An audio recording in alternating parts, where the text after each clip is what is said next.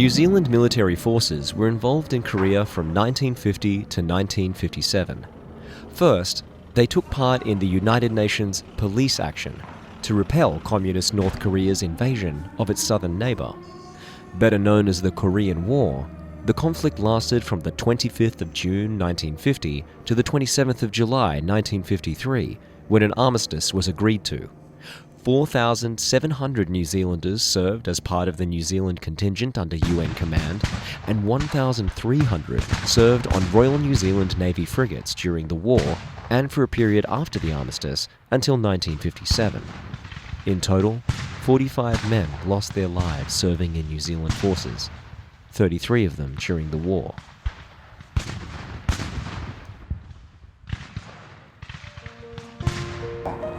뉴질랜드에 거주하고 있는 한국인들은 6.25 참전 용사들과의 인연을 이어가고 있습니다. 한국을 위해 목숨 바쳐 싸운 참전 용사들에게 감사하는 마음으로 인연을 이어가고 있는 것인데요.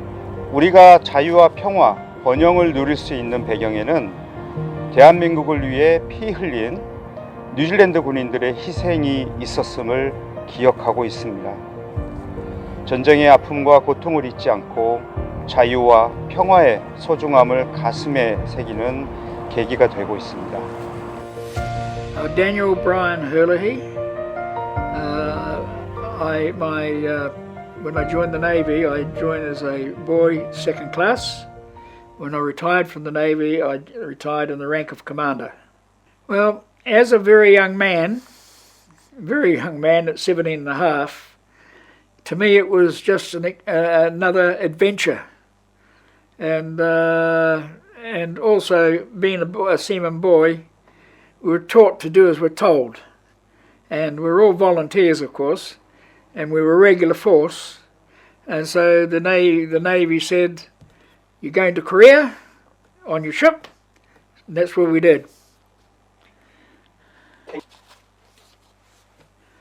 When we left New Zealand, we went through Sydney and did our workup for a couple of weeks. Then we went from Sydney to Singapore, and then from Singapore we went to Hong Kong. And while in Hong Kong, I had this photo taken for my parents, and I sent it home. It was taken in Wan Chai in Hong Kong, a photographer in Wan Chai. Who was it? It's Quang Lam Studios, Hennessy Road, Wan Chai, Hong Kong, Island.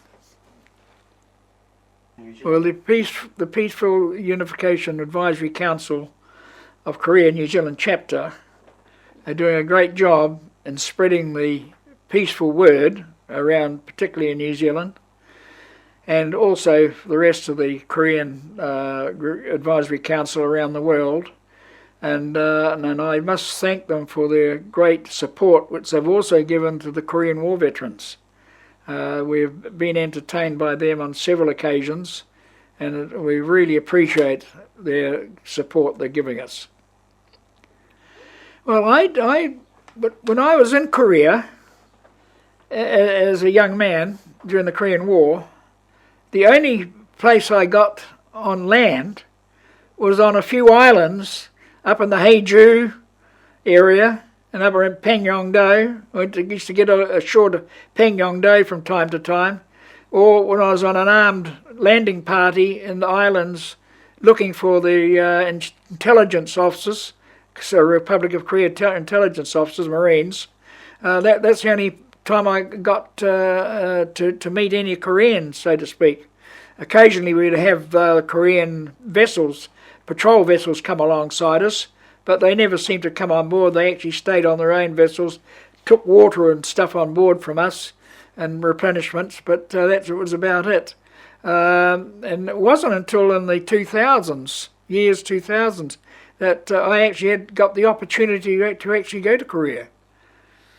And I found Korea a very, very interesting place to be, considering during the war the large number of people that were killed, millions were killed, and the complete devastation of the country. To see what the people have done over the later years to become one of the leading industrial countries of the world and one of the leading exporters of the world.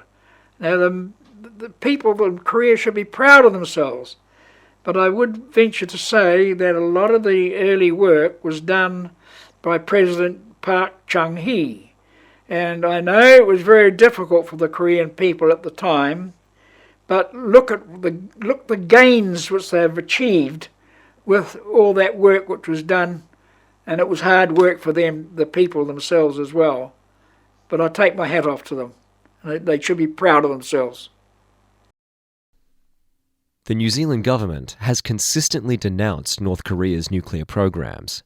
Their policy of CVID, complete, verifiable, irreversible denuclearization, was also highlighted by their representatives at the Korea-Oceania Peace Forum in New Zealand, hosted by the Australia-Pacific Assembly in 2018 and 2020. The Prime Minister, Jacinda Ardern, is also adamant that North Korea should give up its nuclear programs for global peace.